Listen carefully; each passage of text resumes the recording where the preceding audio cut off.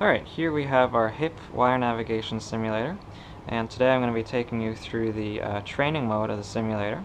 I just wanted to start out by showing you the actual femur that we're using. So this is a left proximal femur developed, custom made by Sawbones, and we have it placed here on these two posts so it's rigid during the surgery.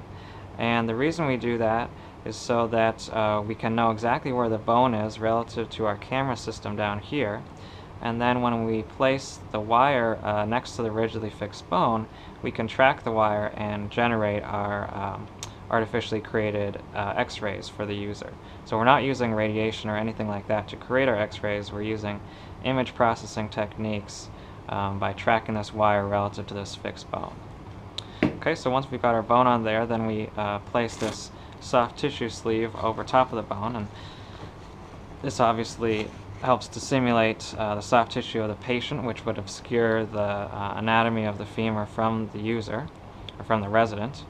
And then over here we have our interface in the training mode. So on the right hand side of the screen you'll see there is the images shown to the user. So here we have our AP image, and in the image we've provided this green sort of suggested trajectory for the wire.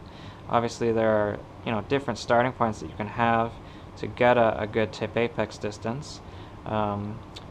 We'd like to see center position for most of it, but this gives a general guide for where the resident should place the wire.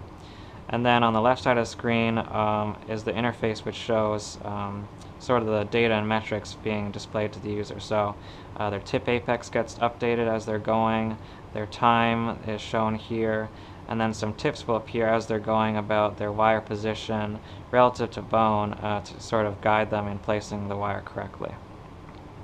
Okay, so now we can begin with our procedure, and I'm going to start by just kind of placing it in a wrong position to give you an idea of the simulator and how it can work.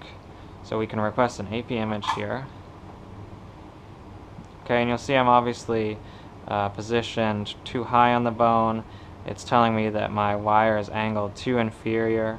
I need to rotate my hand to the left by 34 degrees. And additionally, it's telling me that the tip could be moved down on the bone by about 16 millimeters. So I could guess that might be like a finger width or something like that. Okay, let's see how that looks. So request another AP image. And obviously I haven't adjusted my angle yet. Okay, so I think my tip placement's better. Still need to rotate. Now it's saying 36 degrees from there. So let's see what 36 degrees looks like. Okay, so that's pretty good. Now it's saying I'm within 5 degrees on the AP view.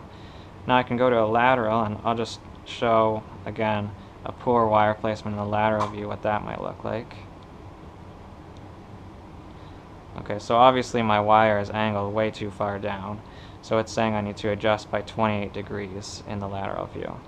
So I can go here, and let's pretend like I'll over adjust and go way far up.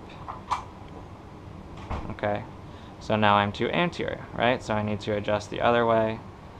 See if I can find a happy medium. Okay, that looks pretty good. So now I'm good in both planes, should be if I kept my hand in the anterior posterior plane. So I'll try drilling in just a little bit.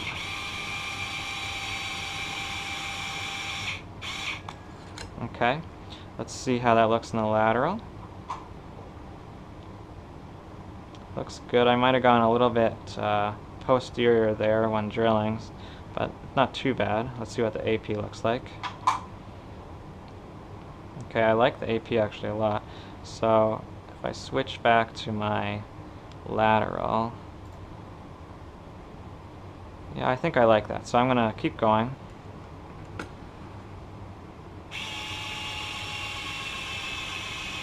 Okay, I'm probably about halfway down the bone now, so let's check the lateral. Okay, again, you can tell I'm a little bit low, so you know what, I am going to go back and I'll adjust this.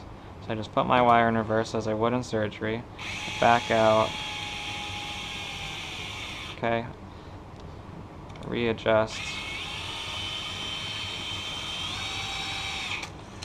let's see how that goes. I might have actually found the same exact hole.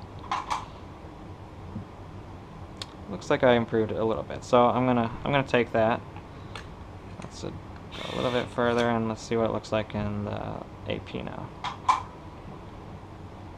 Okay, we're looking good in the AP. Let's check the lateral one more time. Looks good. I think I like it in both planes, so I'm just gonna drive it all the way now.